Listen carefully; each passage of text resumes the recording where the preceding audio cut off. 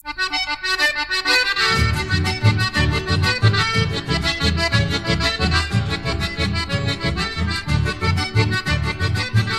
el Juan del Gualeyán, con alma de dos hileras, que en lugar de un corazón le late una verdulera. Te llamó el pueblo Cachencho y por ser de este lugar, para que no mueras chimbo, te bautizó Federal. Como siempre es grato encontrarnos con artistas como Alejandro Brites, que anda por acá por Federal. ¿Cómo van las cosas? ¿Va a hacer alguna presentación por acá?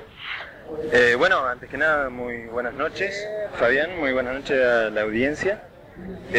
Bueno, andamos preparándonos para hacer algunas actuaciones más. Anduvimos hace poquito por Jujuy, en Purmamarca, en el 20º encuentro del coplero. Estuvimos en Neuquén, vengo de Neuquén ahora. Anduvimos por Brasil también. Así que bueno, trabajando como siempre y con ganas de seguir adelante. Bueno, ¿y cómo se recibe el chamamé en esas latitudes un poco lejanas desde el epicentro de la música regional, ¿no? Del chamamé.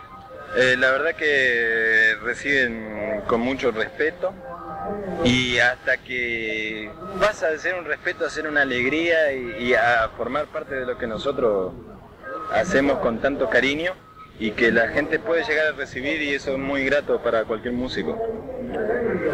Bueno, he escuchado algo de que están preparando algo con Pajarito Silvestre, ¿es correcto eso? Sí, es correcto. Ahora te puedo decir que sí. Bueno, es grato que dos músicos excelentes se junten, crezcan juntos, de alguna manera les permita desarrollar otro perfil y buscar nuevos caminos. Así es, crecer juntos y tratar de juntarnos y darle para adelante y poder decir dentro de unos años hicimos bien. Un gusto encontrarte siempre en Federal, un gran artista, y esperando que bueno, que estos caminos que emprenden sean fructíferos y de gran actividad durante el 2003. Muchísimas gracias y bueno, vamos a intentar de que así sea. Gracias, Alejandro.